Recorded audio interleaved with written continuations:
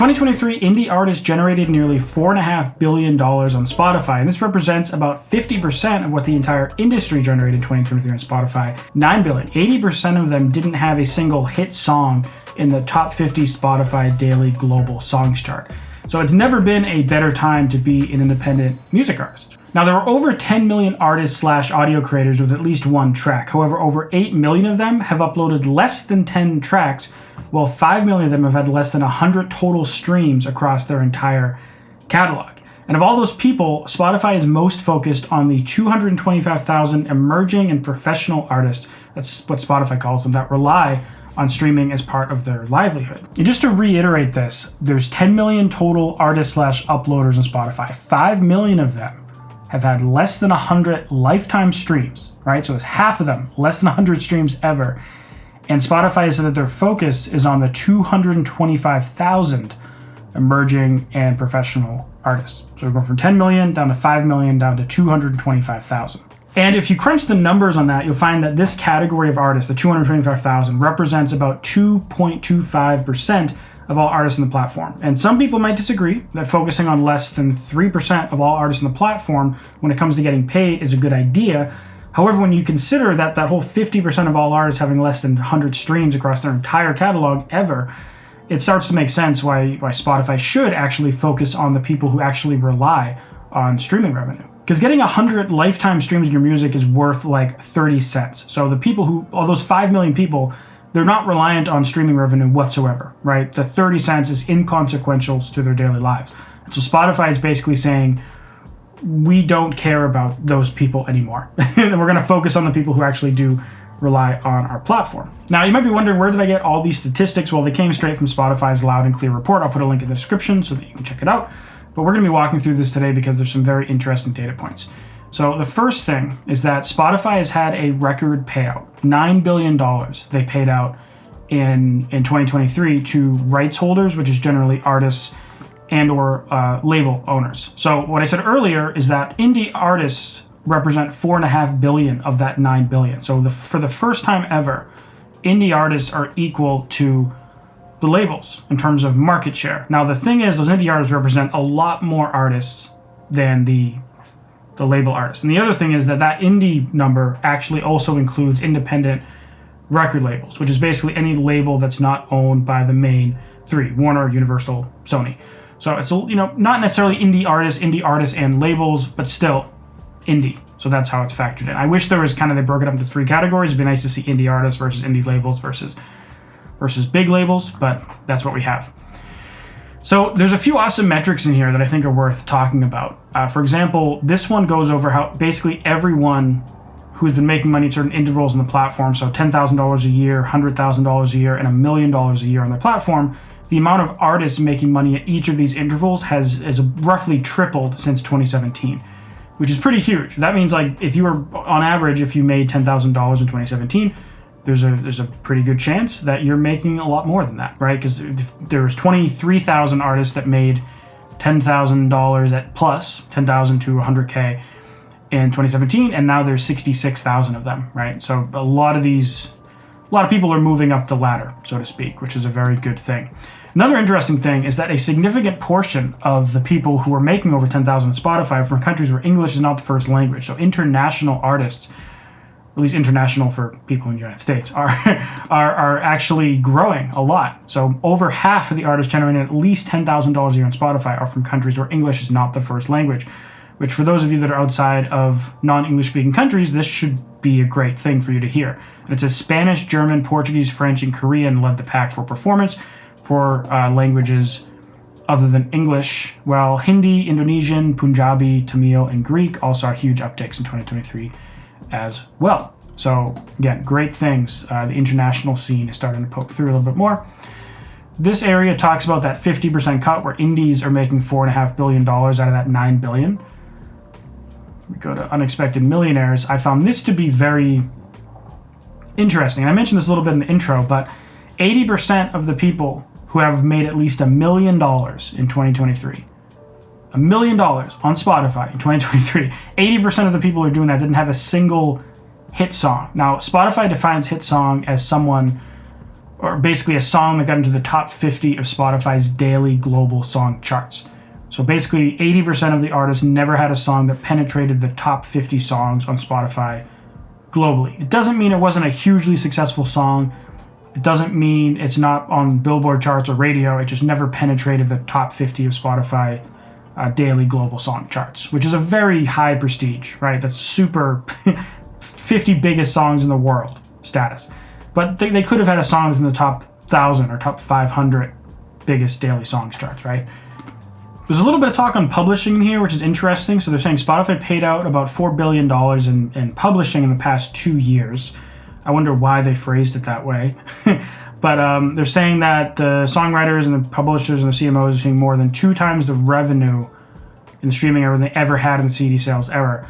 And I would imagine part of that is just because, like, in addition to the money you get paid from your distributor, there's also some, like, publishing share that you would get through your PRO or through Songtrust or whatever. And that's not money that you get from your distributor. You have to, like, sign up with these organizations to collect that money. And so Spotify's claiming that the amount of money that artists and whatever rights holders and publishers are getting paid from publishing royalties are higher than they ever were in the CDs/sales era, which is interesting. But I wanted to briefly talk about that. Now, numbers in context, at least what they call this here. This goes into a lot of what I was talking about in the intro. This kind of funnel thing. 10 million uploaders in 2023 had at least one track. 8 million of those people had less than 10 tracks all time. That means only 2 million people have uploaded more than 10 tracks to Spotify. And of those 10 million people, 5 million plus have had less than 100 total streams across their full catalog. And so when you think about, like, does it make sense for them to focus on the 225,000 emerging and professional artists? By the way, when I say focus, remember, Spotify announced earlier, or late last year, earlier this year, I'll link to a video here, that they're not going to be paying royalties or payments on songs that have less than 1,000 streams per year going forward. They're imposing a threshold on payouts. And because they're focusing on these 225,000 emerging professional artists, they want to basically stop paying these 5 million people, and even a couple million more people who don't hit these thresholds are going to be making $0 a year from Spotify now, unless they hit these thresholds, right? But the people on Spotify and other streaming services who are actually serious, that rely on streaming revenue as part of their livelihood, that are marketing their music, that are probably touring, that are, everything, they're 100% in music, their argument is that these people are their most important customers, or content creators, essentially, and they want to focus on making sure that they do the best, which I think is a valid point when you consider that more than half of the people on Spotify get less than 100 streams ever, not per song, but have ever had 100 streams.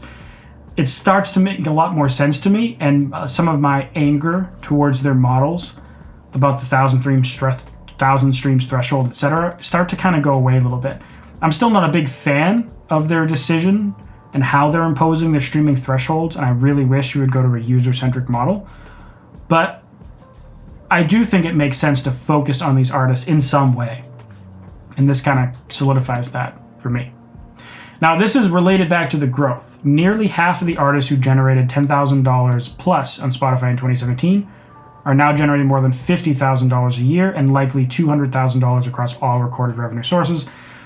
So basically, half the people who make 10K 7 years ago, half of them are making over 50K now, which is a pretty good number, right? Because a lot of people quit, retire, give up, whatever it is, or they never grow and push things past a certain threshold. So the fact that half of them are now making 50K plus a year is honestly impressive to me. I wouldn't expect that many to hit that milestone.